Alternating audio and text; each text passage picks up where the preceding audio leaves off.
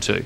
So our message will stay on savings, on responsibility, and on the fact that Labor has wasted so many billions of taxpayer dollars. We've got a plan and are willing to take the responsible action to implement those savings, to identify them and implement them and deliver them for the Australian taxpayer. Clare, I want to pick you up on something that Simon just said. You know, this is a negative attack. This continues to be a negative focus from the government. Where's the positive agenda? You seem to be focusing a lot on the negatives, and really in the broader scheme of things, a $25 million arrangement one way or the other isn't going to be that crucial to the budget bottom line or anything else. Well, the difference between the parties is stark. You saw some of the positive agenda from Julia Gillard yesterday with that National Trade Cadetship program. The workforce is changing. We need more skilled workers. We want more young people to stay at school longer and start to learn the skills that they need for work while they're still at school. This will help to build the skills that we need for the future. We need to invest more in apprenticeships, more in education, more in health. We need a new fast broadband system, more superannuation savings for an ageing population. That's what moving Australia forward is all about. Now contrast that with Simon's party. Tony Abbott wants to cut money to hospitals, cut money to health. He wants to stop building trade training centres that will build and create the apprentices and skilled trade people of the future, and he wants to stop the fast-speed broadband that's the railway tracks of the future. And there's a lot of negativity as well, isn't there? Well, I mean, you're talking up the positives, but we've spent a lot of time focusing on Tony Abbott and his work, IR commitments. It should mostly about your own agenda. An election campaign is always a compare and contrast. Compare with our agenda to move Australia forward, and I just spoke about how we would do that, and contrast that with Tony Abbott, who would bring us back to the past by cutting services, cutting funds for health, education, cutting broadband, no increase in superannuation.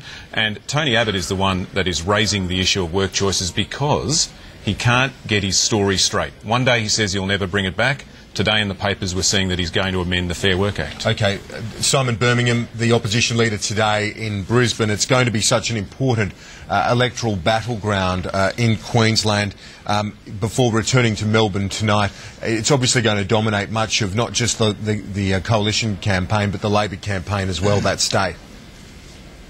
Well, Queensland obviously is critical. We won't take any state for granted. That's why we'll be campaigning right across the country. But obviously there are a number of key seats in Queensland.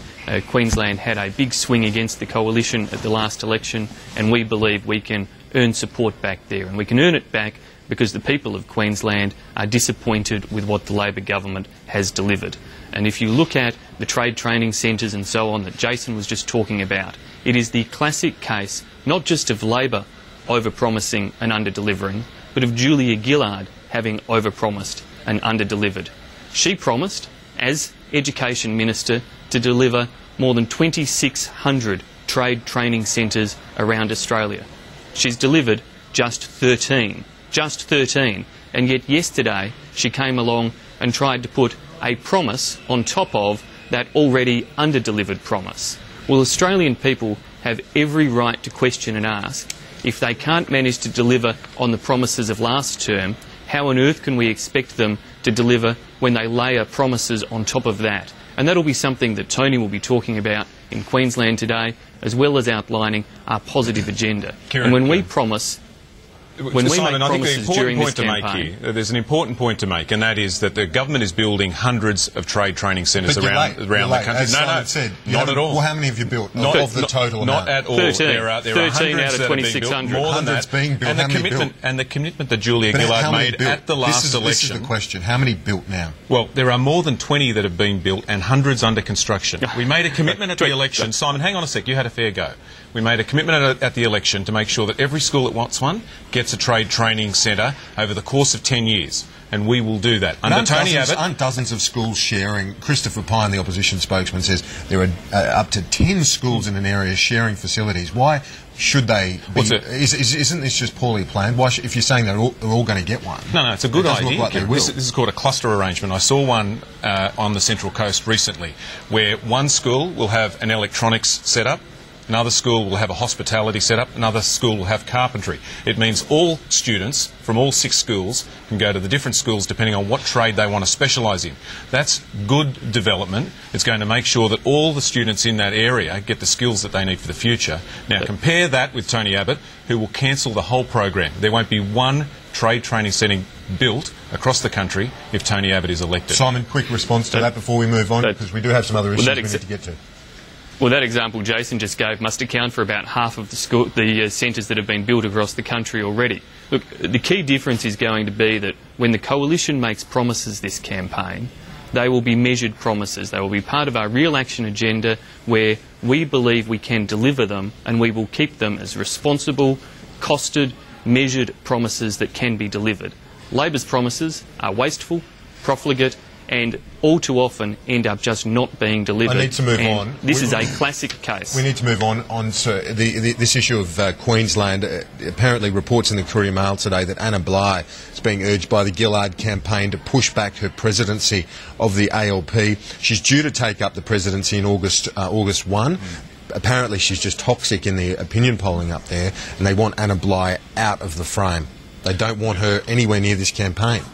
Is that true? I don't know the details of that, Kieran, but Australians are pretty smart. They will make their decision on election day based on federal issues, on whether they want to support Julia Gillard, who will invest more in health and education and broadband, or whether they want to support Tony Abbott, who will cut funds for health and education and stop broadband. That's the decision that people make at every federal election on the federal issues, and I'm sure this will be no different. OK, Simon, Tony Abbott is going to be on Hey Hey at Saturday tonight, a bit of a change of focus. What do you think of that? Will he be able to pull off red faces? Well, Tony is willing to get out there and talk to real Australians, and he'll be doing that at every opportunity, be it in local supermarkets or on Hey Hey It's Saturday through the popular media. That's a great contrast to Julia Gillard, who is only interested in stage-managed appearances, in talking about moving forward again and again and again. And that's, of course, what we've seen the last few days. Every person Julia Gillard has met on the campaign trail in front of the cameras has been handpicked by the Labor Party as somebody who will look good for the cameras. Tony Abbott has gone out there to meet with real people, and that's what he'll be doing all day today and again tonight on Hey Hey. One last issue very quickly, because we've got to check in with the AMA and look at what the doctors, the medical profession are after in this election. There's one debate this Sunday. Why not more debates? And, you know, the government, when in opposition, did say you would have 3. This will be a good debate, I should point out, because David Spears is hosting it, moderating it. No clash with MasterChef, which is important, because everyone wants to see who wins MasterChef. There's 3 important things here. 1, make sure Tony Abbott turns up on time. This time he turned up late to his debate with Nicola Roxon at the last election. 2, make sure that he doesn't abuse Julia Gillard like he swore at Nicola Roxon in the last debate, and come to the debate with a positive plan for Australia's future, not the sort of negative stuff we've seen so far that would take Australia backwards. I'll put some money on the fact that I don't think there'll be any profanities used, but Simon, quickly to you to finish.